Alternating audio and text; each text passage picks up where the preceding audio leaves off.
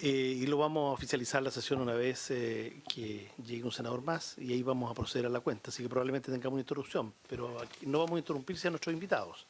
Entonces vamos a escuchar el día de hoy a tres invitados en lo que es esta discusión en general, ¿no es cierto?, de este proyecto de la 21.040. Tenemos para hoy al Centro de Estudios Públicos CEP, la investigadora asistente señora Trinidad Pacareu nos acompaña, y el investigador don Sebastián Izquierdo, quienes van a exponer en primer lugar. A continuación, del Centro de Incidencia Pivotes, don José Manuel Astorga. Y termina esta ronda de exposiciones del día de hoy el director de CENTRE, Universidad Católica, académico e investigador del Centro de Estudios de Políticas y Prácticas en Educación CPUC, don Ernesto Treviño. Posterior a eso, le vamos a ofrecer la palabra al Ejecutivo para que siga con algunos de los ejes del proyecto que falta por presentar. Entiendo que después vendría otra sesión que sería de vuelta a la regional, donde se termina de la presentación. Y en paralelo vamos a seguir, como hemos visto con los colegas la semana anterior, vamos a seguir con la lista de invitados, que no debe extenderse más allá del mes de mayo, creo yo. Bien, entonces le ofrecemos la palabra hasta por 10 minutos como máximo, que es el tiempo habitual en esta comisión, a nuestro invitado del CEP, a nuestros invitados del CEP. No sé si va a exponer, que están, sí, telemáticamente nos acompañan. ¿Quién va a exponer es don Sebastián Izquierdo? Sí, están los dos, perfecto. 10 minutos en total, por favor. Muchas gracias. Muchas gracias. ¿Nos escuchan? Sí, perfecto.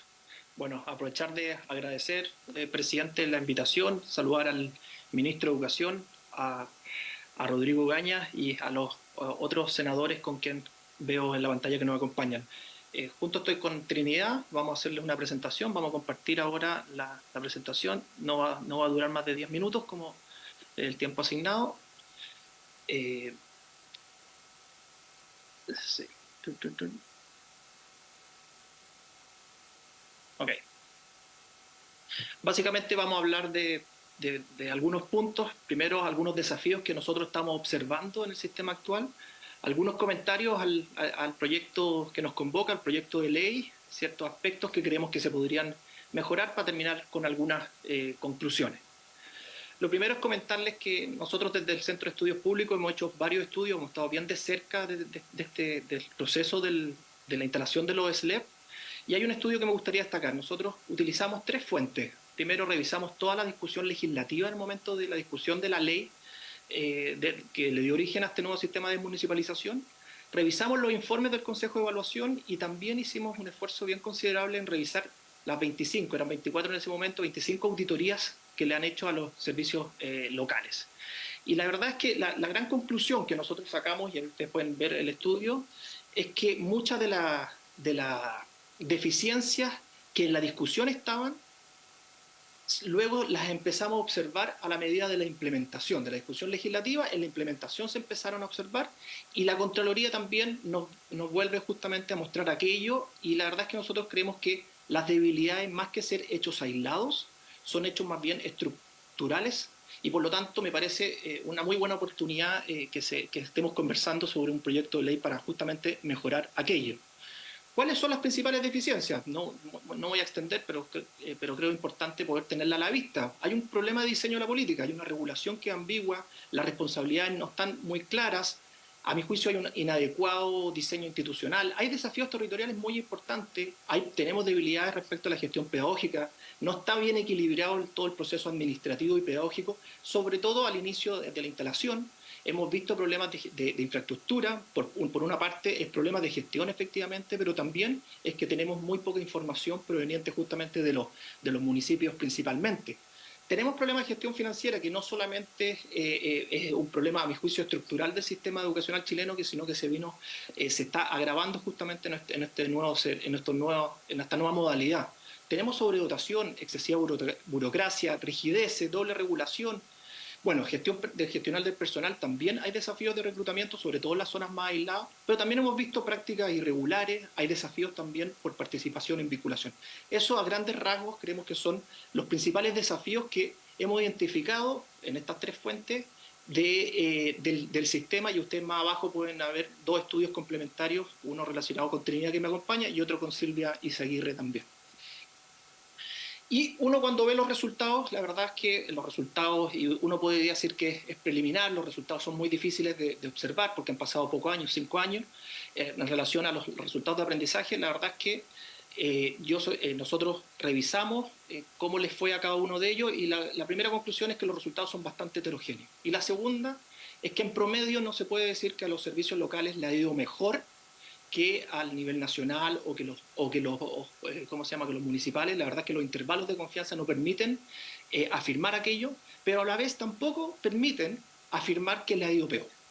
¿Okay? Hay casos aislados, los resultados son súper heterogéneos, y por lo tanto el sistema aún no podemos tener conclusiones ni positivas ni negativas, pero también uno puede observar ciertos elementos de gestión muy positivos en ciertos servicios locales y algunas debilidades importantes en otros. Es decir, tenemos una heterogeneidad en los resultados, y por lo tanto, nuevamente, a la luz de todas estas deficiencias, creemos que estar discutiendo este proyecto de ley es sumamente valioso.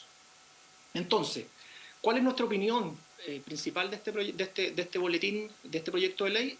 El primero es que el proyecto aborda ciertas críticas y errores del proceso de implementación, y a mi juicio los aborda de manera correcta. Hay muchos puntos que van en la dirección adecuada. El problema es que muchas de estas soluciones no tienen la mirada en la siguiente etapa, cuando ya estemos en régimen. Creo que incluso, me atrevo a decir, que podrían entorpecer el funcionamiento en régimen, algunas de ellas. Y además, hay otros aspectos que son cruciales que no están en este proyecto de ley y que se podrían, a juicio, incorporar, y de esta manera tener un proceso de municipalización que al final de cuentas cuente con una institucionalidad sólida para el desafío que tenemos en el país. Vamos por partes. Ustedes van a ver ahí una figura, no es mi intención que vean cada uno de esos cuadritos, pero hoy día el entramado burocrático es sumamente grande. Es un espesor muy importante, y muy abajo están los establecimientos educacionales. ¿Qué es lo que hace este nuevo proyecto de ley? A mi juicio, agrega mayor entramado, y por lo tanto le agrega una complejidad que puede hacer que no tenga el rol que uno esperaría, o el funcionamiento que uno esperaría en régimen.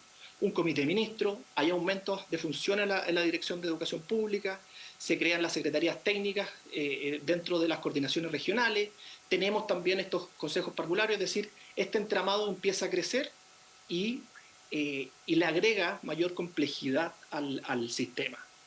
Entonces, una de las principales críticas de manera constructiva que queremos hacer el proyecto de ley es que está pensado de arriba hacia abajo, y creemos que justamente la pregunta debería ser al revés. Debería ser cómo pensamos este sistema desde las estructuras superiores, que sean justamente las que no, ¿cómo se llaman? Que sean la pregunta es, ¿deberían las estructuras superiores ser las encargadas de delegar las competencias a las escuelas? ¿O no debería ser esto al revés? ¿No sería más aceptado pensar en los propios establecimientos educacionales, que son muy diferentes, muy heterogéneos, tienen muchas diferencias en necesidad y en tamaño, y sean ellos los que digan, bueno, yo necesito el apoyo de estas características y esto otro prefiero hacerlo yo? Algunos colegios van a preferir esto, otros van a preferir lo otro, y de esa manera que esos propios establecimientos tengan mayor tiempo para el aula y menos para esta asfixiante burocracia que el sistema tiene, no solamente en los servicios locales, sino que también el sistema de manera estructural. Y eso tiene como consecuencia, creo yo, que hay que entregarle mayor autonomía a los propios establecimientos educacionales. Lo otro es que creo que hay peligros en cómo está diseñado, que nacen mucho desde la desconfianza en el sistema. Primero, creo que los riesgos de goteo político no se están resolviendo en realidad. Hemos visto ciertos conflictos de intereses políticos en ciertos servicios locales, por supuesto que no en todos. Entonces yo me hago la pregunta, bueno, si ya hemos observado estos riesgos de goteo político, ¿esta institucionalidad está suficientemente madura para que esto no ocurra en otros servicios locales? Y la verdad que no, y eso es lo que no se está resolviendo. También existe un excesivo control y carga administrativa, justamente porque está, a mi juicio, basado mucho en la desconfianza, que nos conduce que conduce justamente a los establecimientos educacionales a tener menor gestión educativa, más burocracia, pero lo más importante cuando tenemos tantas entidades fiscalizadoras alrededor de este sistema es que esto genera paralización. ¿Y en qué se traduce esto? Al final de cuentas, que tiene como consecuencia que el desafío de mejorar la calidad de la educación también se ve constreñido.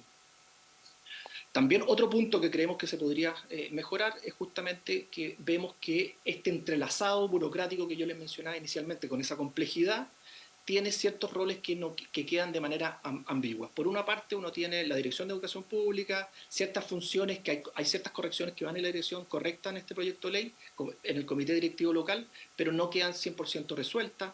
También el apoyo técnico-pedagógico, que lo veíamos incluso en el sistema municipal, no se resuelve justamente porque esa misión del apoyo técnico-pedagógico está en muchas instituciones dependientes del Ministerio de Educación, como serían las DEPROP, pero también está en la DEP como también en el servicio local. En consecuencia, justamente creo que estos roles que son, a mi juicio, ambiguos, generan una dilución de las responsabilidades que después es muy difícil de poder encontrar los responsables y luego tratar de remediarlos. Y yo les comentaba al inicio de la presentación es que también había ciertos puntos ciegos y creemos que este proyecto de ley podría complementarse. El primero es, sabemos que hay un excesivo, o sea, creemos que hay un excesivo centralismo y una excesiva burocracia. Entonces la pregunta del millón es, bueno, ¿cómo esto va a garantizar que exista por parte de los servicios locales una respuesta oportuna a las múltiples necesidades de los establecimientos? Muchas de esas necesidades son muy difíciles de planificar, son temas que van saliendo de acuerdo a la contingencia, pero no por ello menos relevantes. Y también creemos que los cambios, o sea, sabemos que los cambios en educación son de largo plazo, pero el presupuesto justamente hoy día es anual. Entonces nosotros creemos que hay que estudiar firmemente cuál es la figura jurídica que tienen hoy día los servicios locales. Y si esa figura jurídica, que hoy día sabemos que se rige por una parte como una entidad del Estado, por la ley de compras públicas, por el presupuesto, tiene que pedirle permiso a la dirección de presupuesto entre el subtítulo 22, el 24, etc., es la adecuada para hacerse cargo de estas necesidades y dar una respuesta oportuna. Nosotros acá desde el Centro de Estudios Públicos creemos que no. Y justamente esta mirada de largo plazo que requiere la educación se ve constreñida justamente por esta figura jurídica. Lo segundo es el problema de la sostenibilidad financiera. El problema de la sostenibilidad financiera efectivamente se acarrea justamente del sistema anterior. La pregunta es que uno se hace, bueno, ¿y en este nuevo sistema se estaría resolviendo? ¿Hay esfuerzos considerables, por ejemplo, en avanzar en temas de infraestructura? Sí, pero el meollo del asunto, sabemos, y así hay estudios que han respaldado aquello, es que existe una sobredotación importante. ¿Qué aspectos tiene este proyecto de ley para mejorar aquello? La verdad es que son escasos, por no decirlo nulos. Y eso es muy importante porque no podemos descansar en que este ejercicio de economías de escala surge solamente porque tenemos servicios locales que son capaces de aunar muchos establecimientos que estaban disipados en diferentes municipios y ahí efectivamente ocurre algo de economía de escala, pero esa economía de escala es menor dado la estructura de gastos que tienen hoy día los establecimientos educacionales. Recordemos que sobre el 90% de los recursos que hoy día tienen los establecimientos educacionales se gastan solamente en salarios, en sueldos, y por lo tanto el otro 10% uno podría decir, bueno, uno podría hacer algo de economía de escala. Pero la verdadera economía de escala está en ese 90%, y esa economía de escala no puede descansar justamente en la agregación de los establecimientos de las comunas de los SLEP, sino que más bien en la gestión interna de los propios establecimientos, en los cursos, de cuántas horas lectivas tenemos por cada estudiante y ver cuáles son las herramientas que entrega esta ley para poder gestionar aquello, fusionar cursos, ver cuáles establecimientos pueden fusionarse también y de esa manera ir que esta economía de escala baje de los servicios locales justamente a cada uno de los cursos de los establecimientos educacionales. Y por último, ¿cuál es el siguiente paso? La ley actual tenía un Estamos ya en el tiempo. la última diapositiva. La ley actual tenía una metodología muy buena para poder evaluar esta política pública, pero la verdad es que no ha sido efectivo. Estamos hoy día recién discutiendo cuáles son las mejoras. Entonces, yo creo que echo de menos que en este proyecto de ley también se reformule justamente eso para poder ir evaluando constantemente y también pilotear algunos diseños mejores que otros. no hay que olvidar que que los SLEP van a reunir casi 5.000 establecimientos, equivalente casi a un tercio de la matrícula y ojalá más, de los niños más vulnerables. Por lo tanto, tener una reforma integral y audaz creo que es un deber que va más allá de el esfuerzo que se está haciendo en este proyecto de ley. Muchas gracias. Muy bien, agradecemos entonces a don Sebastián Izquierdo en representación del CEP el conjunto de recomendaciones y observaciones a este proyecto que ha sido formulada el día de hoy. Habiendo quórum, se ha iniciado la sesión. Vamos a dar la palabra al señor secretario entonces para la cuenta, no sin antes saludar al ministro de Educación, don Nicolás Cataldo, a don Rodrigo Gaña, director de la DEP, y a todos nuestros invitados, algunos de los cuales los vamos a escuchar a continuación. Señor gracias, presidente. Habiéndose dado inicio a la sesión, corresponde a la lectura de la cuenta. Ha ingresado a esta comisión un proyecto de ley de los senadores Sangüesa, la senadora Saravena y Proboste y los senadores Espinosa y García, referido a la modificación de la ley de subvención del Estado a establecimiento educacional en cuanto al proceso de admisión escolar. Esto ingresó la semana pasada, 17 de abril. Luego hay una solicitud de audiencia del presidente nacional del Colegio de Profesoras y Profesores de Chile, Mario Aguilar, que tiene por finalidad dar cuenta de diferentes temas referidos al sistema educacional chileno. Y luego, en relación con este proyecto de ley, se han solicitado 3 audiencias de la alcaldesa Las Condes, Daniela Peñalosa, del señor Fernando Peña, que es del Consejo de Evaluación del nuevo Sistema de Educación Pública, y del señor Fabio Salinas, que es de la Federación Metropolitana de Estudiantes Secundarios, FEMES.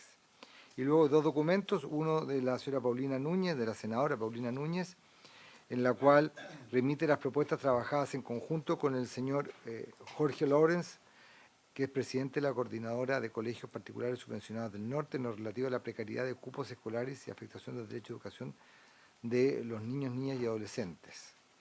Estas propuestas fueron dadas a conocer, señala la senadora, hace algunas semanas junto a un grupo de senadores al Ministerio de Educación por medio de una pauta de prensa y vía oficio. Y luego la señora Verónica López, ella es directora del Centro de Investigación para la Educación Inclusiva del Programa de Apoyo a la Convivencia Escolar PACES de la Pontificia Universidad Católica del Paraíso, envía un documento titulado Aprender a convivir en contexto de crisis y emergencias, el cual es parte de la serie de propuestas para las políticas inclusivas. Ello en relación con la importancia de desarrollar estrategias de educación inclusiva y flexibles que aborden las necesidades de las comunidades afectadas por crisis y emergencias, ya sean desastres naturales, conflictos armados o pandemias. La cuenta, presidente. Muy bien, vamos a dar la palabra inmediatamente a nuestros invitados del Centro de Incidencia Pivotes, antes de señalar que la senadora María José Catica está reemplazando al senador García y, por supuesto, don Gustavo Sangüesa, titular de esta comisión. También le solicito a los señores senadores hacer llegar a la brevedad la lista de invitados para este proyecto, porque, como ustedes habrán visto, hay una cantidad importante que está llegando de propia iniciativa. Vamos a ver si es posible escucharlo a todos. No sé si eso va a ser necesariamente posible, pero vamos a hacer un esfuerzo. Pero también me interesa que los senadores hagan llegar la nómina de los invitados. Entonces ofrezco la palabra a continuación. ¿Sí? Al final. Después de escuchar al ministro, los varios, sí. El ministro no va a ser extenso, prometió la semana anterior. Sí podría ser don Rodrigo, pero no va a ser requerido en esta ocasión. Bien, entonces escuchamos por 10 minutos al Centro de Incidencia Pivotes que encabeza don José Manuel Astorga. 10 minutos, por favor. Muchas gracias, presidente, por su intermedio. Buenas tardes a los señores y las señoras senadoras, ministro, don Rodrigo. Me acompaña Angélica Cepeda, que es la directora del Centro Pivotes, y yo soy el incidente del área de educación. Bueno, primero agradecer la instancia y, en segundo lugar, hacer un reconocimiento al proyecto. Creemos que es un proyecto que tiene un diagnóstico crítico en su mensaje y nuestra estructura de presentación se basa en ese diagnóstico crítico, ahí donde se plantean soluciones. Nosotros en cada uno de los puntos planteamos alternativas de solución o puntos que creemos deberían ser considerados como complementarios a estas alternativas planteadas por el Ejecutivo. En primer lugar, solo referir que el mensaje identifica 4 falencias principales en este nuevo sistema de educación pública que creó la Ley 21.040.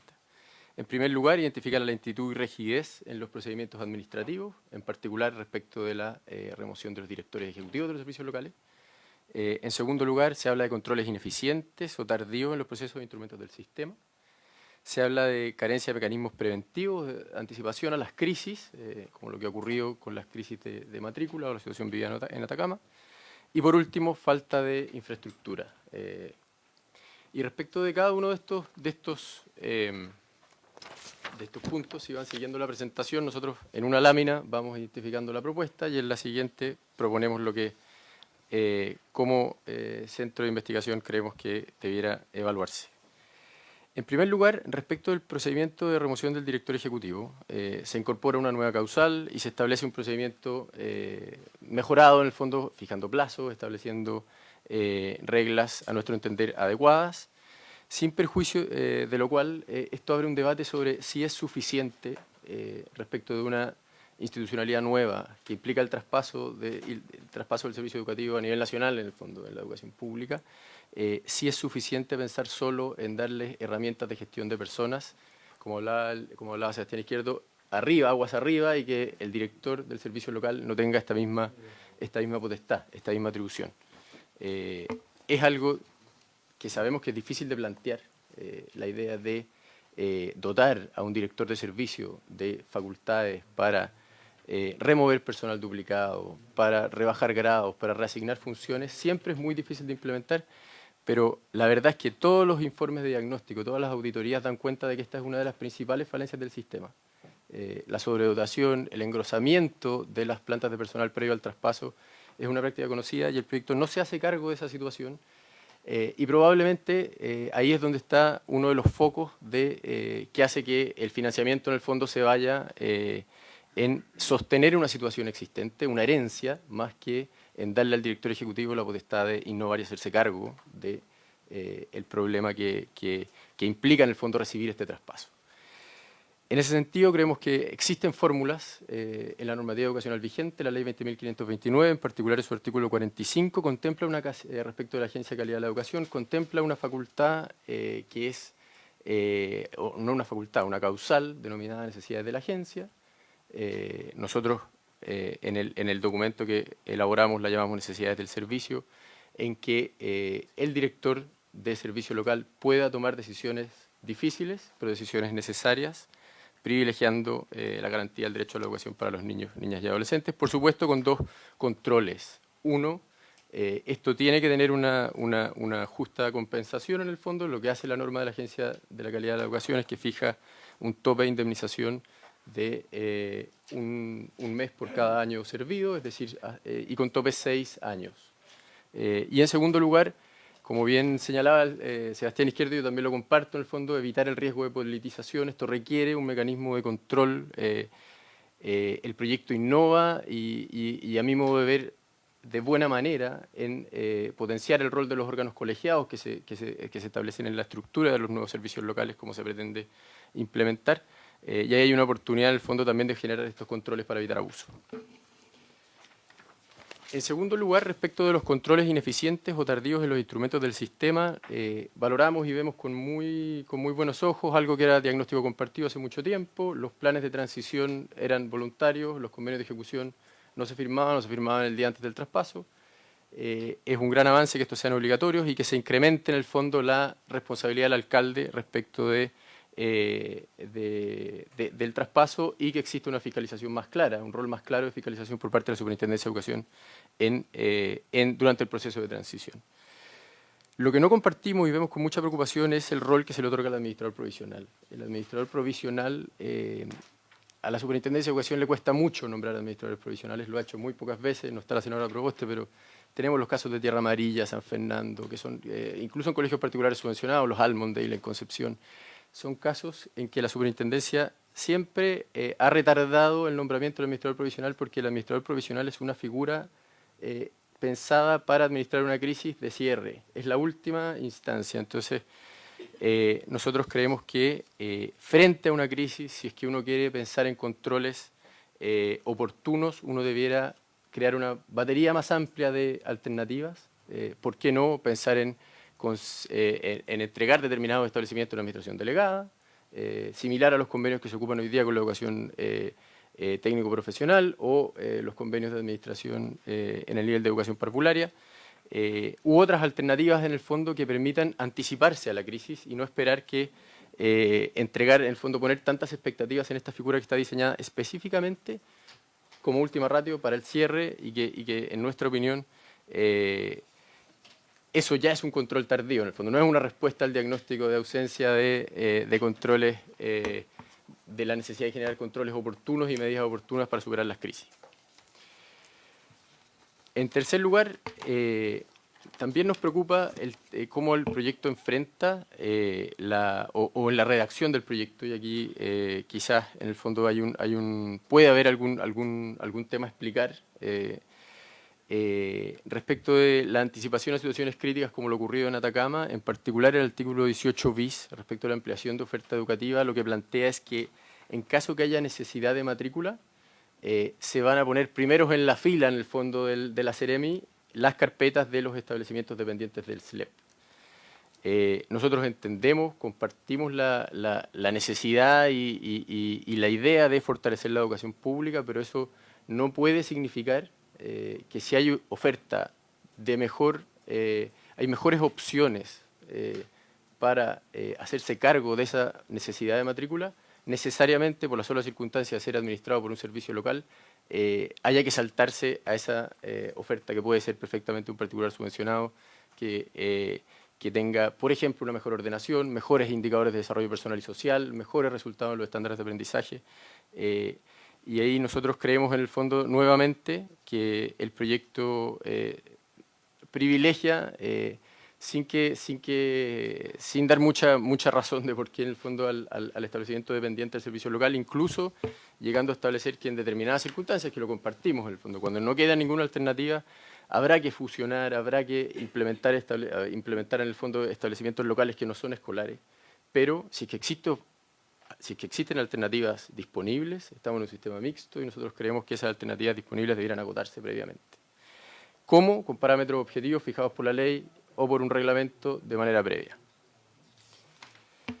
Por último, respecto de la infraestructura, lo que hace el proyecto básicamente en el artículo 27 bis, lo que se ve en el informe financiero es dos cosas. En el fondo, crear una unidad de infraestructura y además aumentar los recursos, cuestión que sin duda parece valiosa, pero nos lleva a la reflexión inicial en el fondo. Está bien más recursos, está bien más unidades, un poco lo que planteaba Sebastián Izquierdo en su presentación sobre esta malla burocrática que se engrosa y que no contempla en el fondo válvulas de escape. El director del servicio local no tiene la opción de decir yo en mi servicio estoy sobredotado, estoy con una función duplicada, necesito un perfil distinto para este cargo. Entonces vemos con preocupación este crecimiento desde esa perspectiva, desde la perspectiva que estamos dándole más musculatura a una institucionalidad que en la base puede tener falencias importantes que resolver. Y finalmente, para no excederme en el tiempo, solo decir que el proyecto Innova abordando las causas de la crisis nos parece adecuado que se aborden todos los puntos que han estado en los diagnósticos compartidos de todas las auditorías, de los informes de evaluación, pero creemos que tiende a excluir de manera significativa la colaboración privada. Muchas veces no existe esa opción, pero cuando existe y es de buena calidad, esa disponibilidad debiera considerarse, y además creemos que excluye muchas veces la decisión de las familias, la preferencia de las familias, la opción incluso de los estudiantes de poder optar por determinado proyecto educativo. Y creemos que a la larga es un camino que termina por debilitar la educación pública. Muchas gracias. Muchas gracias a usted, don José Manuel Astorga, en representación de Pivotes, de su presentación y sus recomendaciones. El ministro me había pedido intervenir previo a... Ya, al final, ya. Sí. Ok, ministro. Sí, solo señalar que, dado los tiempos que vamos a tener acotados, Igual me gustaría partir refiriéndome a algunos temas que se han planteado por los expositores antes de entrar en la materia de la exposición del Ministerio. Bien, a continuación entonces nos acompaña telemáticamente don Ernesto Treviño, académico investigador del Centro de Estudios Políticas y Prácticas de la Educación de la Universidad Católica. Tiene la palabra por 10 minutos.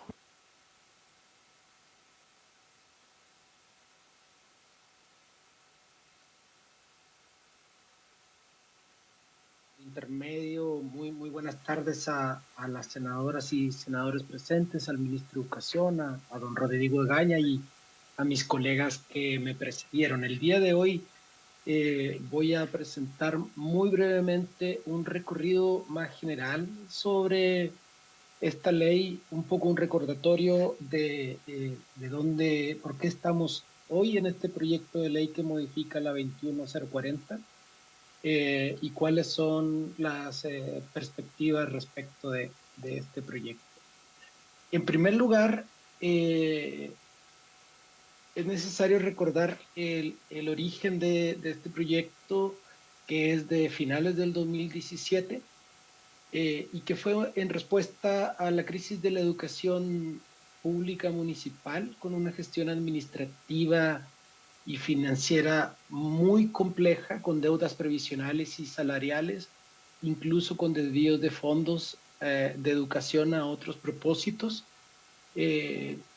También una atomización y a escala limitada, una elevada corrupción en el nivel municipal y una falta de capacidad para gestionar estratégicamente la educación en el 90 y tantos % de los municipios del país. Y mencionar que este contexto lamentablemente no ha cambiado y por ello la necesidad de perfeccionar esta ley y el Sistema Nacional de Educación Pública. Solo para mencionar, la situación financiera es altamente crítica en aproximadamente 60% de los municipios y es medianamente crítica en 35% de los municipios, donde se estima que hay una deuda previsional actual de alrededor de 100.000 millones de pesos. Entonces tenemos una situación bien compleja en términos de la gestión municipal. Ahora bien, este proyecto de ley se basa, yo diría, bastante en las evaluaciones que fueron revisadas por el Consejo de Evaluación del Sistema de Educación Pública. Y en términos generales, me parece que el ajuste es un ajuste adecuado porque primero apunta a crear un sistema interconectado de educación pública. Y aquí es muy importante rescatar 2 o 3 elementos. La creación de un sistema de educación pública, como vamos a ver enseguida, tiene que ver con que haya un cierto nivel de coordinación con autonomía. Actualmente, a lo que apunta este ajuste, y me parece que apunta en la dirección correcta, es a sostener primero, una mayor autonomía de los SLEP, una mayor flexibilización, herramientas para que la política pública oriente el sistema. En este minuto la Dirección de Educación Pública, incluso el Ministerio de Educación, tiene pocas herramientas para orientar el sistema y también opciones para intervenir de parte de la autoridad central en casos de crisis. Ahora, a diferencia de lo que se mencionó anteriormente de la sobredotación, mi perspectiva es que la sobredotación tiene que ver con una situación de arrastre de los primeros traspasos que se llevaron a cabo y una situación bien abusiva por parte de algunos municipios donde engrosaron la plantilla de personal y no solo eso, sino también los salarios. Y este proyecto de ley se hace cargo de manera preventiva de tratar de minimizar esas conductas abusivas que pudieran existir. Y además, también en términos de autonomía, se le da autonomía financiera a las escuelas para gastos menores, que me parece que es un avance bien paradigmático también bien diferente a lo que hacen en general los sistemas educativos de América Latina y en el mundo, los sistemas educativos públicos. Ahora bien, este sistema interconectado en la actualidad no trabaja colaborativamente y, y los ajustes que se proponen respecto del fortalecimiento de la gestión de la DEP permiten la coordinación del sistema, la orientación estratégica y la oportunidad de trabajo en red. También se incorporan aspectos relativos a la evaluación y monitoreo, pero es cierto, como mencionaba mi colega Sebastián Izquierdo al inicio, que quizá ese es un punto que podría incluso mejorarse, el sostener el Consejo para la Evaluación de la Educación Pública.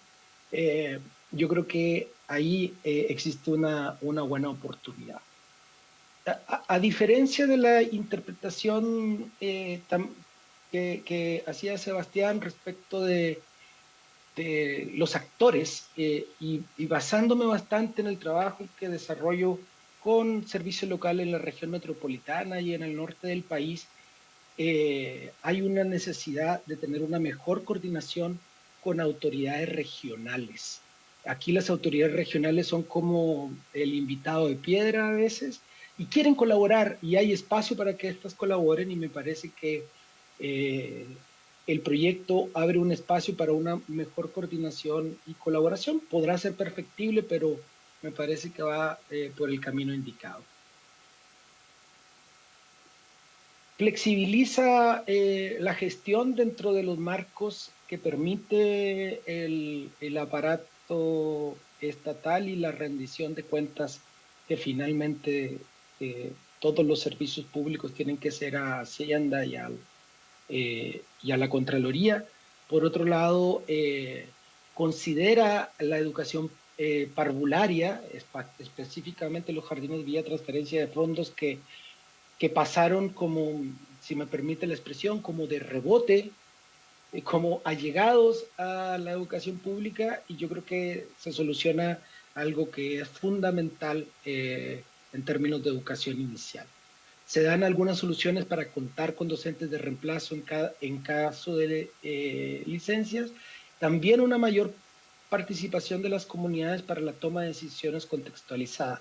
Es cierto que por un lado se fortalece el rol estratégico de la DEP para orientar el sistema, pero por abajo se busca tener una mayor participación en distintos órganos, incluidos un consejo de directoras y directores que puedan ir contextualizando las decisiones de política y no en esta lógica de o bajada de política o cada sostenedor va por su propia cuenta.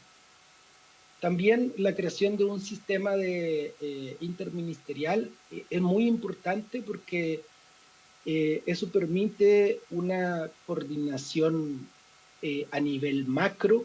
Incluso el propio Ministerio de Educación está trabajando en un sistema de protección de trayectorias educativas que es un trabajo intersectorial para disminuir el abandono y mejorar la asistencia. Y a nivel micro, como mencionaba, con estos órganos de participación. Ahora bien, en términos de los sistemas de servicios públicos, lo que nos dice la literatura es que para el diseño de estos sistemas de servicios públicos se necesitan signos, símbolos e imágenes, infraestructura y materiales, actividades, servicios y procesos, sistemas, ambientes, ideas y valores y habilidades de los tomadores de decisiones locales. A raíz de las evaluaciones que se han hecho, me parece que ha habido avances notorios en lo simbólico, también en la infraestructura, a pesar de los desafíos que aún permanecen, y también en las actividades y procesos. En la fase inicial, estamos en una fase inicial en sistemas y habilidades con gestión pedagógico, acompañamiento y cultura de la mejora en formación. Sin embargo, estos son proyectos o servicios relativamente nuevos, y toda la literatura nos indica que la instalación tarda entre 4 a 5 años para estar absolutamente en régimen, y entre medio tuvimos un estallido y una pandemia, que también generó situaciones muy complejas, que se está retomando, por decirlo de alguna manera, la normalidad en la actualidad. Por lo tanto, en conclusión, es necesario fortalecer el sistema de educación pública con una visión de sistema, esto no con una colección de sostenedores sueltos. Es necesaria también, y se agradece, una mayor vinculación con el territorio y la región, la flexibilización de la gestión, la orientación estratégica al sistema y finalmente la vinculación intersectorial. Me parece que es desafiante la propuesta, pero sin lugar a dudas los problemas del siglo XXI merecen respuestas del siglo XXI, intersectoriales e interconectadas, y no del siglo XIX. Muchísimas gracias por su atención. Bueno, muchas gracias a usted, don Ernesto Treviño. Tenemos también su presentación, la tienen todos los senadores y senadoras, al igual que los invitados que han expuesto anteriormente. Corresponde ahora ofrecer la palabra al señor ministro para hacerse cargo de algunos de los comentarios que aquí han surgido, observaciones, yo diría propuestas muy razonables, con bastante coincidencia también entre las tres, y eso augura una buena discusión en general de este proyecto. Señor ministro. Muchas gracias, presidente. Bueno, lo primero es saludar a los senadores presentes, ¿cómo están? También a la senadora, a los expositores, a quienes agradezco, por cierto, la presentación. Yo coincido con usted, presidente, que el tono y las observaciones realizadas auguran una buena tramitación eventualmente de este proyecto de ley. Yo creo que además es justamente lo que se requiere, había cuenta de la urgencia que tiene de mejora. Por algo que decía CEP, presidente, por su intermedio, Sebastián lo señaló, hace rato que están hechos los diagnósticos y no se han ejecutado las medidas para hacerse cargo de esos diagnósticos. Yo creo que es natural en cualquier tramitación de cualquier proyecto de ley que surjan los matices, que tengamos aprehensiones respecto a propuestas que se realizan por parte del Ejecutivo, que tengamos incluso diferencias en alguna de esas propuestas y que las podamos resolver durante la tramitación. Eso es lo esperable, es lo más parecido a la democracia. Y en ese sentido, presidente, creo que es muy bueno escuchar aproximaciones tan coincidentes, digamos, desde el punto de vista de, primero, los diagnósticos. Creo que eso es bueno, porque compartimos el punto de partida. Es bueno escuchar también la valoración de aspectos del proyecto de ley. Creo que eso no es algo habitual en las tramitaciones. Es bueno también saber que hay espacios de mejora que no están lejanas a la mirada del propio Ejecutivo y que podemos también ir abordando y haciéndonos cargo en la discusión. Algunas cosas que sí creo que son importantes despejar previamente. Vamos a tener espacio, ¿cómo está, senadora? Vamos a tener espacio luego para el trabajo más técnico, yo creo que eso es algo que tenemos que proyectar pronto. Es que si el proyecto de ley no tiene una evidente opción de colaboración con el mundo privado, no es porque no se considere relevante el papel del mundo privado en el proceso educativo, en la colaboración con el Estado respecto a la garantía del derecho a la educación, todo lo contrario. Como gobierno, como ministro, como ciudadano, como padre, valoro profundamente la diversidad de proyectos educativos. Creo que hay que defenderlo, es parte del ethos histórico de nuestro sistema educacional. Sin embargo, este proyecto es sobre educación pública y de hecho podría incluso estar, cualquier mención al respecto, estar fuera de las ideas matrices del proyecto de ley a propósito de que se trata de el fortalecimiento y la reforma a la ley 21.040 que refiere a el sistema de educación pública. Habrán otros espacios en los que tendremos que hacer justamente esta otra discusión que me parece relevante y de hecho el propio Ejecutivo ha presentado un proyecto de ley al respecto. Hay otros proyectos que se han presentado por parte de los senadores y diputados también al respecto y creo que habrá que discutirlo y creo que en buena hora porque efectivamente es una tarea de todos. Sin embargo, el Estado tiene el deber de asegurar el derecho a la educación y como sujeto pasivo de esa garantía contar con herramientas para poder atender esa necesidad es clave, lo que no supone que no hagamos un esfuerzo también porque el mundo particular, habida cuenta de la particularidad de sus proyectos educativos en principio, pueda también contribuir con ese esfuerzo. También creo que es importante señalar, y que vamos a tener que despejarlo desde el punto de vista conceptual y también desde el punto de vista administrativo. Se ha señalado lo de un excesivo centralismo o burocratización. Bueno, el proyecto de ley hace un esfuerzo importante en algo que en general la legislación administrativa de nuestro país carece y ha carecido por mucho tiempo. Esto además lo señalo porque fue un esfuerzo que también intentamos desplegar desde Subdere a propósito de los procesos de descentralización, que es que faltan herramientas de coordinación del Estado, administrativa, de coordinación administrativa, en los distintos niveles de expresión del Estado. Lo cierto es que el Ministerio de Educación tiene expresión desconcentrada a nivel regional, a nivel provincial. Lo cierto es que los servicios locales también son servicios públicos que se expresan en los territorios. Y parte de lo que vivimos, y fue parte de lo que discutimos durante la última etapa del año 2023 y buena parte del inicio de este año, es justamente el haber carecido de capacidades y herramientas para atender situaciones tan complejas como las que vivimos en Atacama. Hace poquitos días, con la senadora Proboste, tuvimos la oportunidad de avanzar en grandes acuerdos en la región con los profesores, con el servicio, el gobierno regional, universidades, que es algo que es muy bueno, pero efectivamente durante mucho tiempo, y no solamente durante los últimos meses del año pasado, sino que desde antes, la verdad es que el Ministerio de Educación y la DEP no han contado con herramientas para intervenir en la crisis. De hecho, buena parte de la discusión política que se dio en este Parlamento, que se dio en el marco de la discusión de presupuesto por lo demás, y que también se dio por los medios de comunicación, fue exigirle a las instancias nacionales mayor capacidad de respuesta frente a estas problemáticas.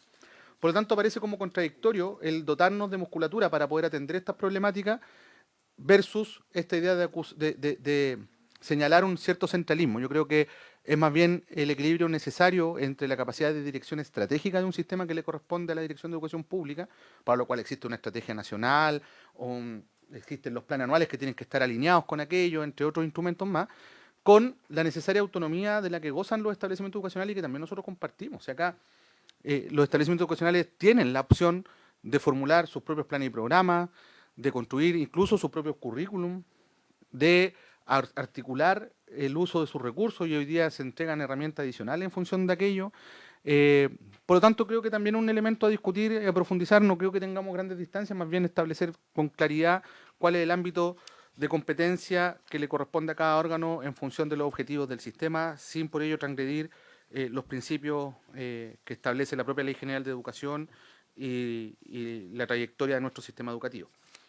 Presidente, señalado eso, y dado que ya está en la pantalla la presentación que, como usted señalaba, busca abordar otros elementos más relacionados con el proyecto de ley, porque hemos tenido ya 2 sesiones anteriores que ha avanzado en esto, nos quedaría después de esta, según lo planificado, una última para terminar de avanzar. Señalar que lo que está destacado justamente es lo que nos queda pendiente, es decir, los objetivos del proyecto de ley ya se han abordado 3 de los 6, nos quedan los primeros 3 que están señalados en la presentación, y que de aquello también implica entrar hoy día en lo que tiene que ver con el modelo de gobernanza, donde vamos a abordar lo relacionado con los diseños de órganos de vinculación territorial y también la facilitación de la gestión administrativa y financiera de los servicios locales. Entonces, en ese contexto, vamos a entrar, yo diría, vamos a la lámina 5. ¿Quién está pasando la presentación? Ya, vamos a la lámina 5. Las modificaciones que realiza al proyecto de ley el nivel, y sobre todo a nivel descentralizado del sistema de educación pública, se basan en 2 ejes, ¿no? La calidad de la educación como objetivo principal del trabajo de todos los servicios locales. Para avanzar en esto, lo que estamos haciendo es presentar una serie de medidas que facilitan la gestión administrativa y financiera de los servicios locales. Y lo segundo tiene que ver con la relevancia de las comunidades educativas y la pertinencia territorial de los servicios. Este proyecto busca reforzar el rol e incidencia de las comunidades y territorios en la creación y en el desarrollo también de proyectos educativos que son elementos claves del sistema de educación pública que la ley contempla. En ese plano, entonces, para precisar el diseño de los órganos de vinculación territorial, vamos a introducir un fuerte énfasis, primero, en aclarar los objetivos y precisar las funciones de los comités directivos locales, también mejorar el funcionamiento de los consejos locales y también fortalecer la conferencia de directores como instrumento de coordinación y como herramienta de gestión. Por lo tanto, y pasando al primer punto, respecto a los objetivos y las funciones del comité directivo local, lo primero es aclarar la definición de este para perfilar de mejor manera su rol respecto al servicio local. Por definición legal, los comités directivos corresponden a una instancia de participación encargada, en primer lugar, de contribuir a la vinculación del servicio local con las instituciones de gobierno subnacional, es decir, las comunas y las regiones. En segundo lugar, velar por el adecuado desarrollo estratégico del servicio y también velar por la rendición de cuentas del director ejecutivo. Esos son los propósitos que tiene el comité directivo local.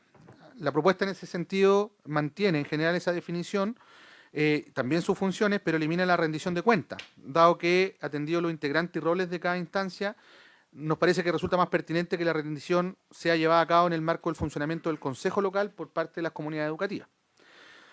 Esto no impide que el comité directivo pueda citar al director ejecutivo, ahora una vez al año, para que informe del estado de avance, ¿cierto?, del plan estratégico local, así como también solicitar que se realice el procedimiento de remoción del director ejecutivo o directora ejecutiva.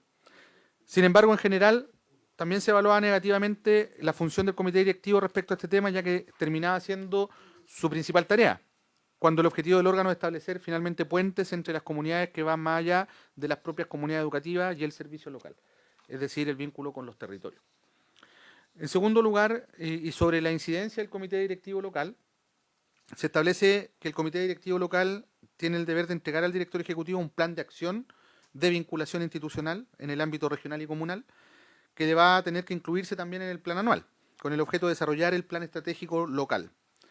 También... Perdón, lo interrumpo, ministro. ¿Podemos ver quiénes son los que integran el comité directivo local? Claro. ¿O en la propuesta que la ley? La propuesta mencionó cambio. Respecto a la conformación del comité directivo local, hoy día están los representantes de las instituciones de educación superior, del gobierno regional. Son dos representantes y de los recintos. bueno. Son dos representantes del gobierno regional, pero es del órgano ejecutivo, aprobado por el Consejo Regional. Dos representantes de padres y apoderados y dos representantes de los municipios. En realidad de los alcaldes. De los alcaldes que del territorio. Sí. Entonces, ahí tenemos en esas tenemos dificultades, porque de hecho... Es demasiado heterogéneo, además. ¿No? Y además, presidente, por su intermedio, tanto es así que la propia Contraloría, en el informe 98, reconoce que esa es una de las dificultades, como, por ejemplo, para el servicio local que finalmente el gobierno postergó, que era Calama, San Pedro de Atacama. Licancabur, porque la demora que hay en la integración, porque imagínese usted colocar de acuerdo a un consejo regional. Bien, gracias, senadora. Era una breve interrupción, pero creo que hay gente. Siga, por favor. Bueno, de hecho, justamente lo que señalaba la senadora es algo que vamos a abordar durante esta presentación en ese sentido. Entonces, también se plantea la determinación de plazos claros para el cumplimiento de las funciones críticas para el servicio local, que va apuntando precisamente a lo que señalaba la senadora.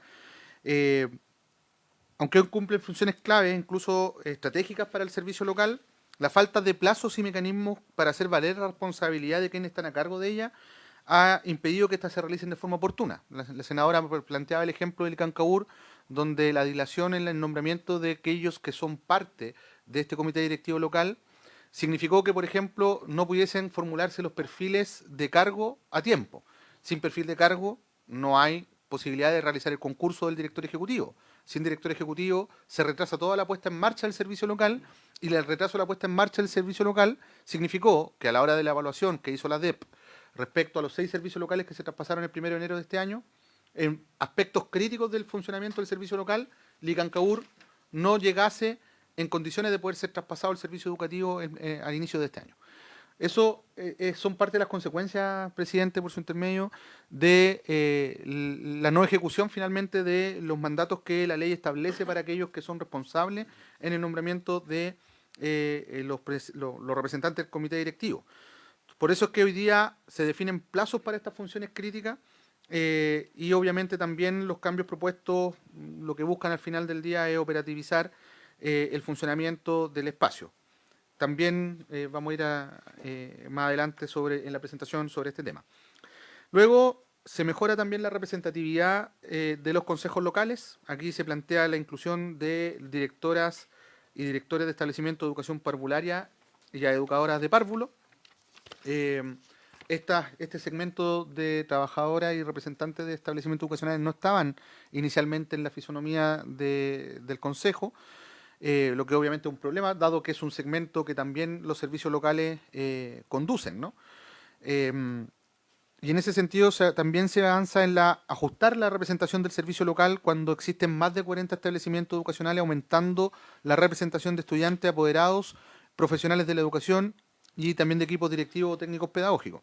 Acá hay diferencias importantes cuando los órganos tienen menos establecimientos educacionales por servicio local y también cuando son más. Evidentemente la representación tiene que ir variando en función de aquello. La nueva fórmula contempla, en síntesis, un representante por cada 20 establecimientos educacionales adicionales sobre los 40 que ya se fija como piso, ¿no? Aumentando, por tanto, en una persona por cada 20 establecimientos, para cada segmento a representar. Luego también se plantea el mejoramiento de los consejos locales, donde se amplía el periodo de funcionamiento de los consejeros, pasando de 2 a 3 años. Acá nosotros consideramos importante darle estabilidad en el cargo a estos representantes del consejo, dado que, claro, toda la primera parte es mucho de aprendizaje, cómo funciona, cuál es la dinámica, la lógica, y ir construyendo finalmente una dinámica del consejo local para luego el segundo año ya tener que salir o renovarse. Nos gustaría asegurar una mayor temporalidad, dado que eso también permite que las experiencias vayan resguardándose. Esto es una medida muy sentida para quienes participan de esta instancia. Nosotros hicimos encuentros y diálogos con representantes de todas las comunidades educativas de los servicios locales o distintos órganos de articulación, y esto ha salido con mucha fuerza, digamos. Y en ese sentido, muchas veces quienes llegan a esos espacios desconocen los objetivos, cómo funcionan, las diferencias entre comité directivo y consejo local. Entonces, en ese sentido, nos parece muy relevante mejorar el periodo de funcionamiento de quienes constituyen este consejo. Por otro lado, también planteamos el fortalecimiento de la conferencia de director y directora, que se regula de forma específica en ese sentido, con el objeto de que sea una instancia de mayor reflexión pedagógica sobre las acciones de apoyo técnico que brinda el servicio y también de otras acciones para el desarrollo del plan estratégico local. Por eso se establecen dos cambios principales. Por un lado, la entrega de una nueva función asociada a la promoción del trabajo en red. Acá se plantea, sobre todo para el fomento de esta articulación de trabajo en red, que uno de los principios sea la adaptación y generación de capacidades a través de la colaboración entre los propios servicios locales, algo que resulta fundamental cuando se trata de instalar un modelo de acompañamiento que es nuevo, en definitiva, y en ese sentido la red de directores debe promover esta forma de trabajo. Por otro lado, también se plantean medidas para asegurar el funcionamiento óptimo de este espacio.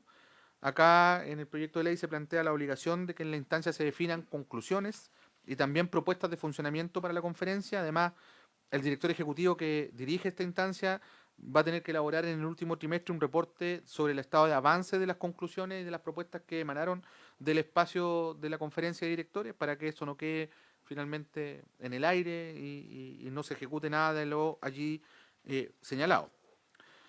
Por otro lado, presidente, también queremos destacar la importancia del nivel intermedio y aquí señalar algunas cosas.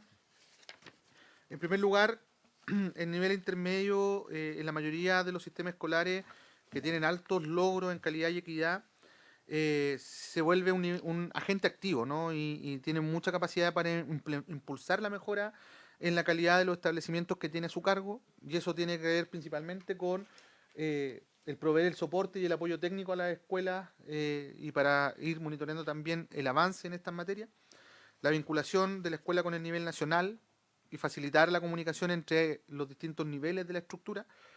Por otro lado, promover el trabajo colaborativo entre las escuelas y impulsar y facilitar el cambio a la mejora. Entonces, en ese sentido, para nosotros es súper importante considerar la importancia que tiene el nivel de sostenedor, el nivel intermedio en los modelos descentralizados de gobernanza de todos los sistemas educacionales, por lo que expliqué recién.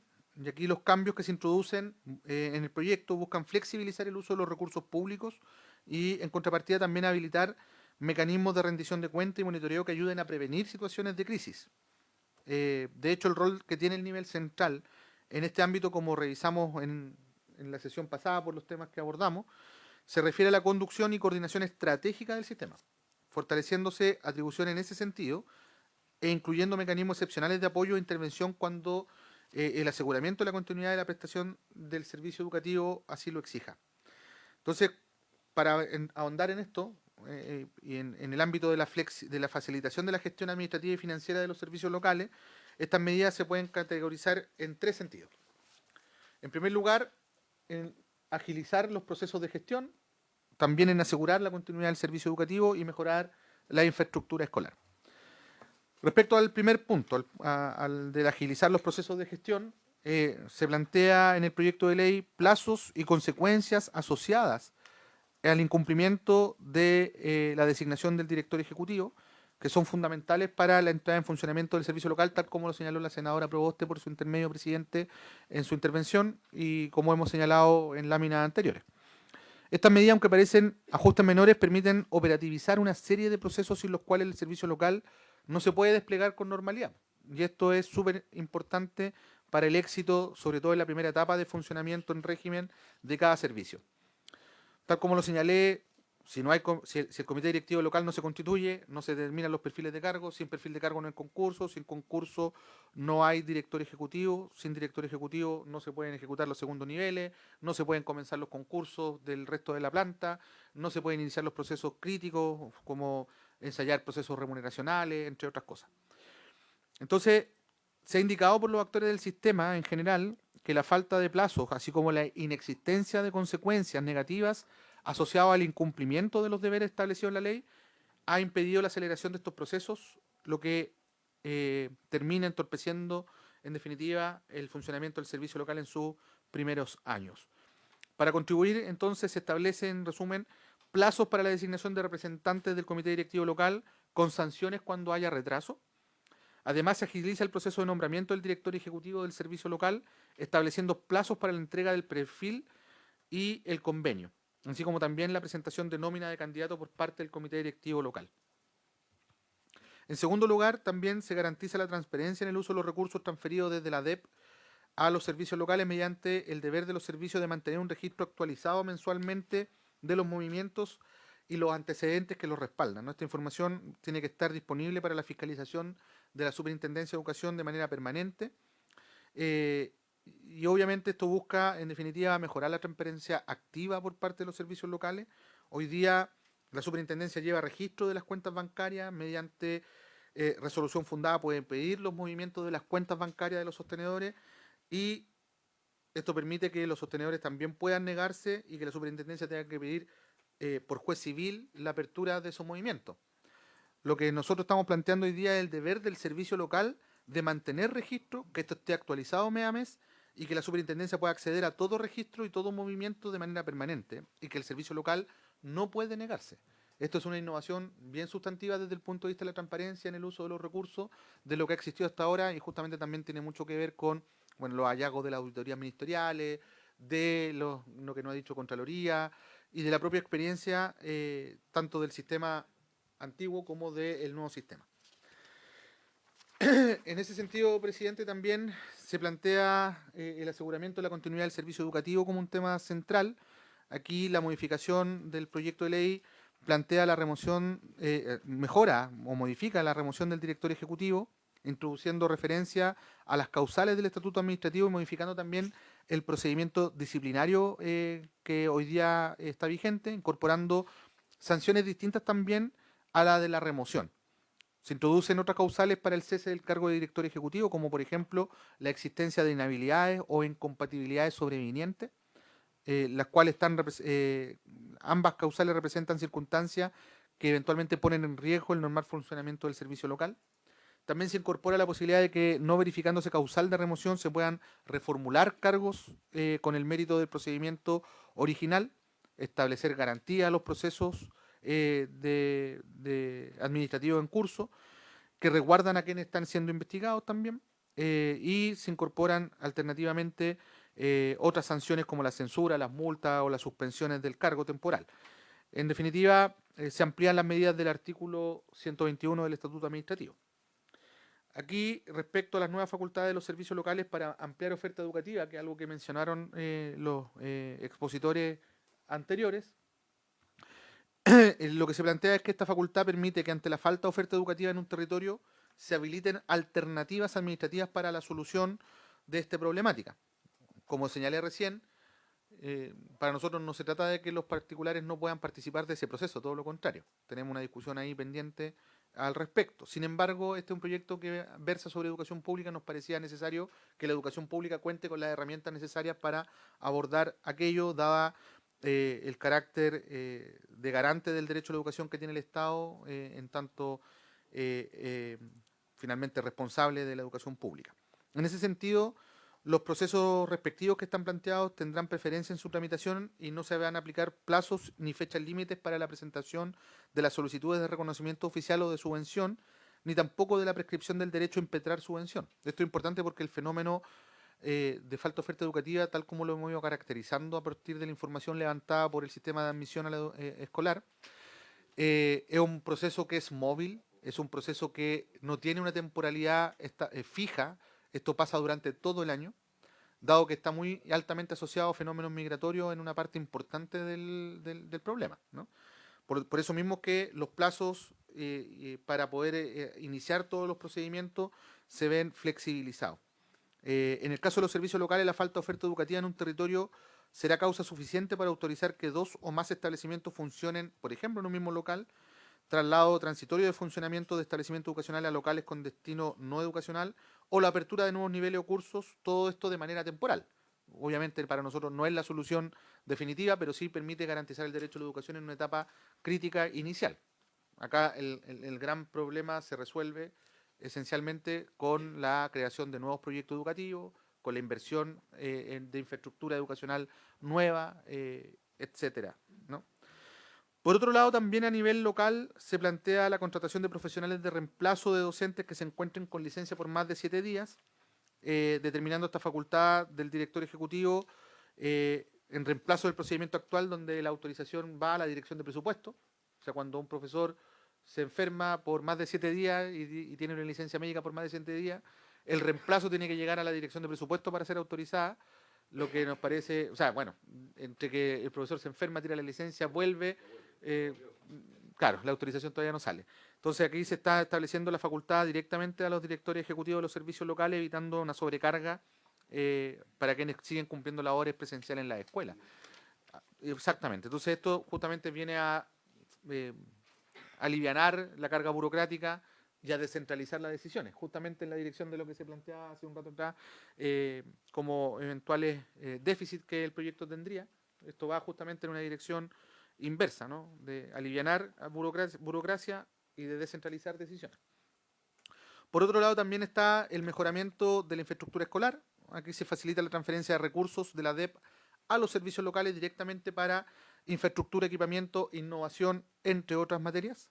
También se faculta previamente la firma de convenios convenios de colaboración justamente con los gobiernos regionales.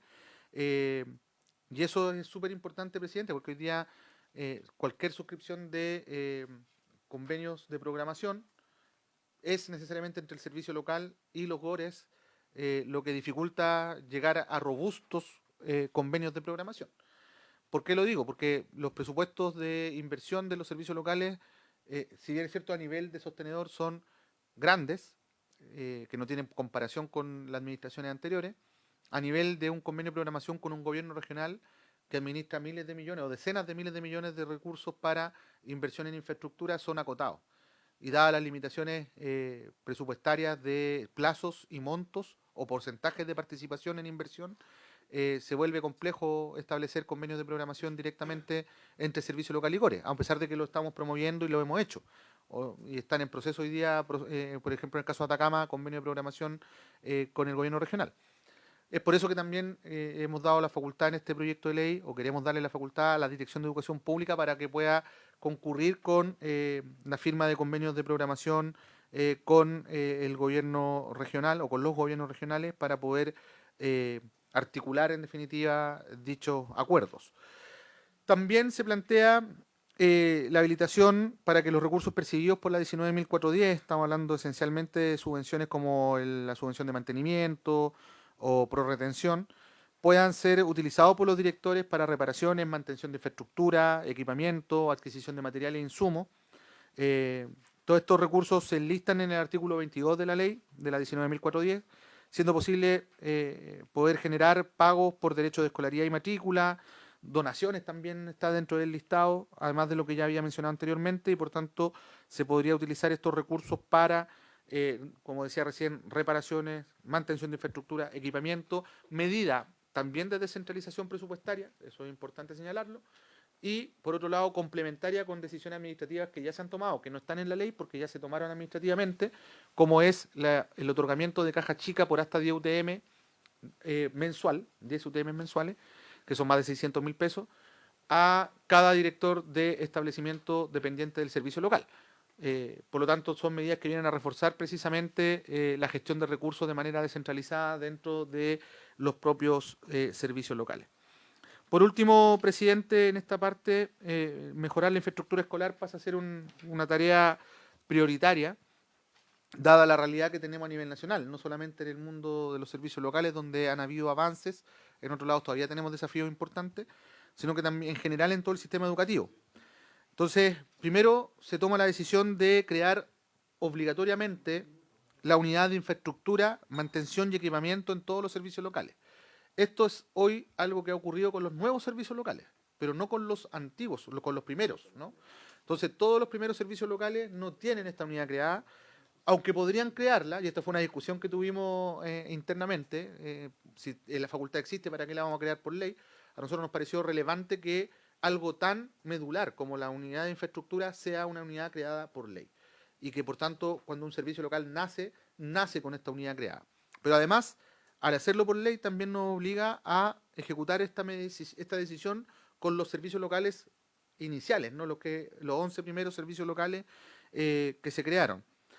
Lo que también permite, en este sentido, entregarle capacidades para formular esta unidad, generando el espacio para contratar a un encargado o encargada de la unidad, que obviamente va a asumir todo el control de los profesionales que están hoy día en la unidad de planificación y que ejercen las labores de infraestructura. Además, también se establece un fondo de infraestructura para la educación pública que tiene foco exclusivo en los establecimientos dependientes de los servicios locales, con una base de financiamiento incremental hacia el año 2030 y con un mecanismo para atraer inversión regional también, es decir, complementar recursos, sobre todo cuando nos entregamos a la Dirección de Educación Pública la facultad de suscribir convenios de programación. Este fondo está en la base, digamos, de lo que va a sostener desde el punto de vista presupuestario la política nacional de infraestructura que estamos trabajando como Ministerio de Educación y que esperamos también en las próximas semanas poder poner a disposición de vuestro conocimiento. Presidente, esos son los contenidos en esta etapa. Nos quedaría pendiente entonces la última sesión para cerrar principalmente con lo que tiene que ver con la parte de transición. Bien, le he pedido al senador Figueroa Espinosa que pueda presidir unos minutos, yo tengo que salir. Ha pedido la palabra la senadora Gatica y, si le parece, el presidente y la senadora prorrogar. Bueno, voy a prorrogar por 10 minutos entonces la sesión. Se aprueba por 10 minutos la prórroga. Tiene la palabra la senadora Gatica. El mío es aparte de esto. Tienen varios. Senadora Yanna Proboste, tiene la palabra.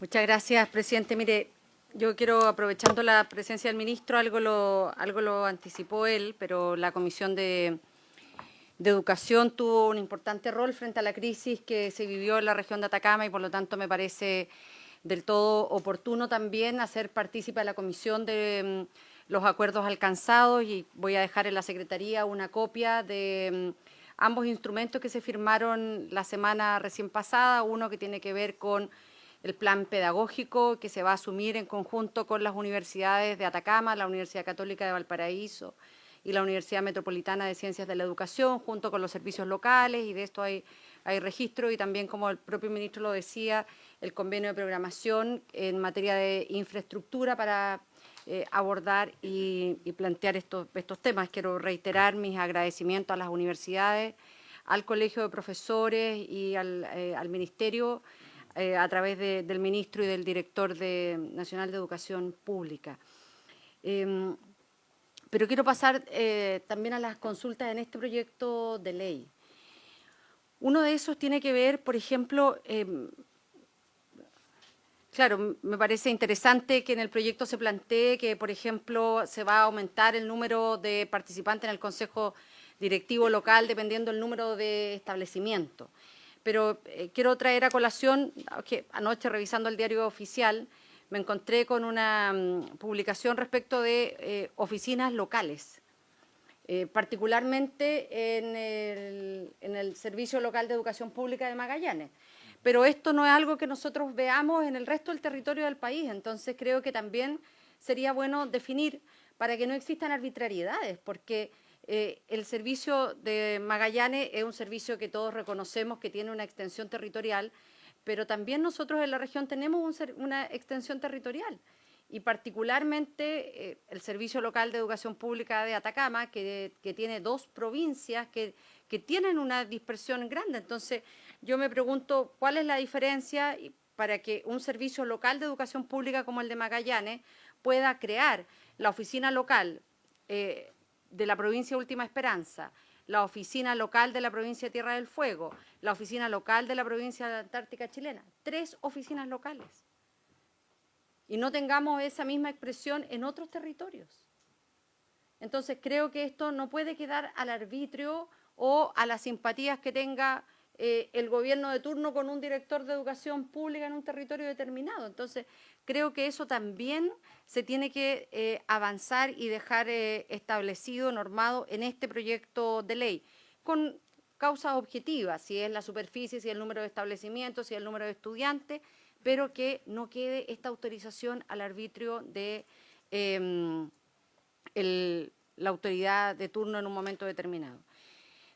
Solo para centrarnos en los temas que hoy día ha estado abordando el Ministerio, por ejemplo, si uno piensa en el caso de los consejos directivos locales, y allí no escuché el consejo directivo local, no vi la presentación a la cual el ministro trataba de responder diciendo que había un foco centralista o recentralizador en esa presentación, pero llama la atención precisamente porque el comité directivo local ya tiene muchas de las funciones que hoy día se han planteado, a saber cuáles son las funciones. El comité directivo local tiene hoy día la responsabilidad de proponer al director de educación pública elementos relativos al perfil profesional del cargo, al cual decía alusión el ministro, artículo 30b de la actual ley 21.040. Funciones que hoy día tiene: proponer prioridades para el convenio de gestión educacional que deberá suscribir el director ejecutivo, artículo 30c de la actual ley. El Consejo de Alta Dirección Pública va a remitir al Comité Directivo Local la nómina que contendrá un mínimo de 4 y un máximo de 8 candidatos y candidatas idóneos a partir del respectivo proceso de selección. Eso es lo que hoy día tiene la facultad. Evaluar a los candidatos seleccionados. Esa facultad la tiene hoy día el Comité Directivo Local, y es el comité el que remite al presidente de la República la terna para que proceda al nombramiento. Participa en la elaboración del convenio de gestión educacional, está definido. Entonces, tal vez uno dice, mira, yo creo que hay que mirar estas funciones y atribuciones para poder agilizar lo que hoy día ya tiene. Y más bien la pregunta es, bueno, ¿por qué no las ha ejercido? Que es la pregunta que nosotros hacíamos particularmente respecto de la crisis que estábamos viviendo en Atacama, porque, entre otras cosas, tiene la potestad de requerir la fiscalización de la Superintendencia de Educación. Hoy día la tiene. Ante situaciones que pudieran importar incumplimiento de la normativa educacional, tanto del servicio local como de los establecimientos educacionales que dependen de este.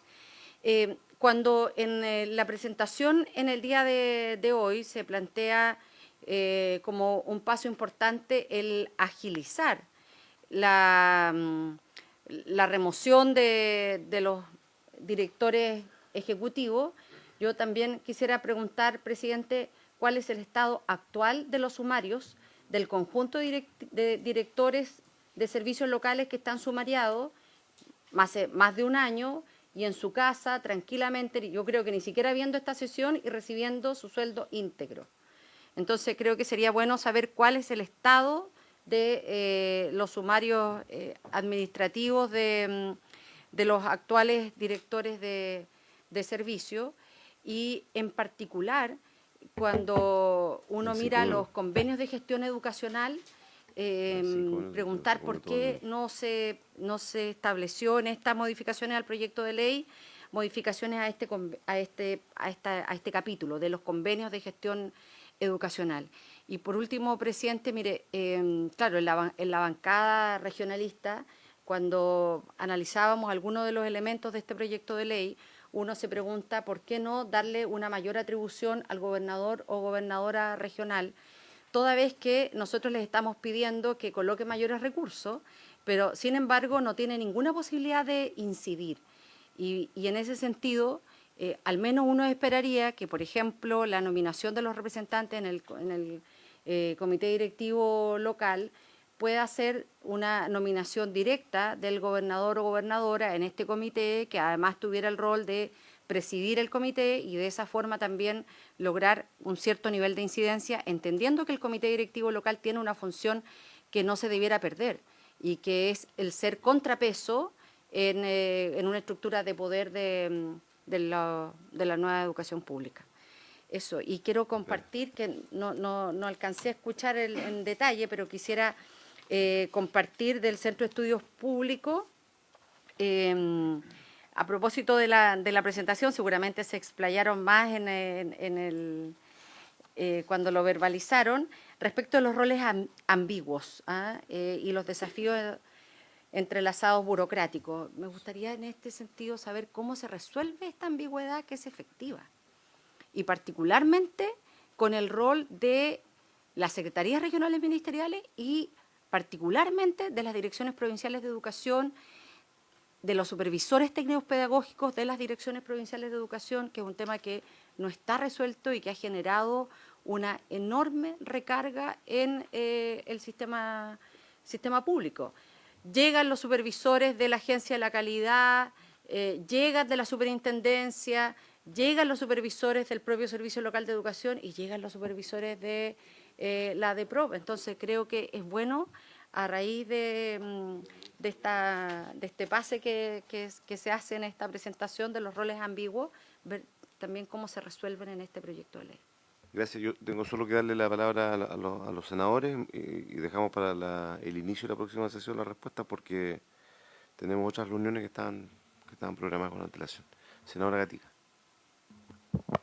Gracias, presidente. No, mis puntos son muy breves, aprovechando la instancia que está aquí el ministro de Educación. Hace un par de días atrás conversamos sobre varias situaciones complejas que se están viviendo en la comuna de Valdivia, en establecimientos educacionales, en donde liceos técnicos, liceo industrial, liceo comercial hoy día no cuentan con los recursos para poder ejecutar sus labores de las especialidades correspondientes. No solamente esto, sino que la escuela en Laurel hoy día no cuenta con materiales tampoco para poder, no sé, trabajar, confort, hojas de oficio, tinta, y no es el único establecimiento educacional, sino que son varios. Entonces yo aquí en realidad volver a reiterar la solicitud, ministro, de que se puedan hacer las gestiones con la seremía. Yo entiendo que el municipio probablemente es el responsable de administrar estos recursos y que estos recursos se administren de manera eficiente, pero también desde el ministerio se traspasan estos recursos, por lo tanto tiene que haber un ente fiscalizador de que estas platas hoy día se estén utilizando para lo que corresponde. No es posible que los chicos del industrial tengan que estar haciendo cucha para poder comprar los materiales y poder hacer sus especialidades de automotriz, electricidad o industrial. ¿Ya? Por otro lado, contarle también de que no solamente esta situación, hay un colegio que es el Colegio Teniente Merino, hoy día está sin clases. ¿Por qué? Porque tiene suspensión por plaga de ratones. La misma situación, ¿qué es lo que está pasando ahí con la fiscalización? Así que reiterar esa solicitud, ministro. Pasó otro tema muy puntual, el día de ayer específicamente, un alumno del colegio, de un colegio particular subvencionado, ingresó al colegio con arma blanca, lamentablemente, y ahí yo en realidad recogerme de este caso en particular, y también lo conversamos hace unas semanas atrás y que tiene relación con el proyecto de ley de convivencia escolar, ministro. Tengo entendido que hoy día está pendiente abrir un periodo para poder hacer ingreso de indicaciones y pedirle en realidad que, bueno, ahí acelerar en realidad este tema. Y en tercer lugar, con respecto a la implementación de la ley TEA. Y aquí mi colega ha trabajado arduamente también por este proyecto. Lo conversamos también tiempo atrás, ministro. Tengo entendido que ya hay una fecha estimativa de cuándo se estaría haciendo el ingreso de esta indicación sustitutiva para la mejora. La flexibilidad de los recursos CEP y una inyección de recursos que usted también me comentó, que se van a inyectar cerca de 13.000 millones de pesos para poder, en este caso, implementar la ley TEA en los establecimientos educacionales, que es tan necesario en estos tiempos. Eso, presidente, muchísimas gracias. Gracias. Minuto final para el senador Sangüesa. La respuesta. Gracias, presidente. Bueno, respecto al proyecto en cuestión, que todos sabíamos que hay un sobrediagnóstico, agradecer a quienes expusieron hoy día, y creo que se profundiza un poco más ciertos temas que veníamos planteando. ¿Sí? Si estas modificaciones finalmente iban a terminar siendo un mayor centralismo y una mayor burocratización. Y en eso creo que, después de escuchar las exposiciones, creo que queda más la duda aún. ¿Ya? Compartir con la senadora Proboste respecto de cierta ambigüedad que también creo que la propuesta que hay no la resuelve respecto a la DEPRO, la CEREMI o las propias funciones de la DEP. También creo que hay una parte al de sobre la efectiva autonomía educativa que deben de tener los SLEP desde nuestro punto de vista, en el sentido de que las realidades de cada región son absolutamente diferentes, por lo tanto tiene que haber una mayor independencia para poder tener una autonomía educativa. Y por último, me quedó la duda si lo que profundiza el proyecto tiene que ver más con convenios que existan entre la LEP y los gobiernos regionales, o para que exista una efectiva autonomía debiese ser entre los SLEP directamente con los gobiernos regionales. ¿Ya? Y en otro punto, en varios, presidente, yo presenté hace días atrás una situación que había ocurrido en el Liceo Politécnico Capitán Ignacio Carrera Pinto de San Carlos, que depende del SLEP, no he tenido respuesta, y también presenté una situación que tiene que ver con una demanda que hay, donde se supone que hay un acuerdo de solución que tiene que ver con aquellos estudiantes que dieron la PSU, ya ni me acuerdo, estamos en la PAES, tengo una confusión, yo di la prueba de aptitud, ¿ya? Que es el caso de la señorita Carol Venegas, esto me lo manifestó el concejal de Portezuelo, Alan Ibáñez, que me recordó este tema, que hubo quien realizó una demanda al Estado de Chile por sentirse discriminada al momento de dar la PSU y egresar de un colegio técnico. Esto es porque en los colegios técnicos no se impartían las materias que se evaluaban en la PSU. Y esta solicitud que está pendiente desde el Ministerio, la hicimos el 13 de marzo, entonces ya va más de un mes, ministro, y quisiéramos ver si en la próxima reunión de la comisión pudiésemos tener una respuesta. Muchas gracias, señor ministro. Entonces, la próxima reunión de la comisión partimos con usted con la respuesta a este tema, y habiéndose cumplido el objetivo de la sesión, esta se levanta. Muchas gracias.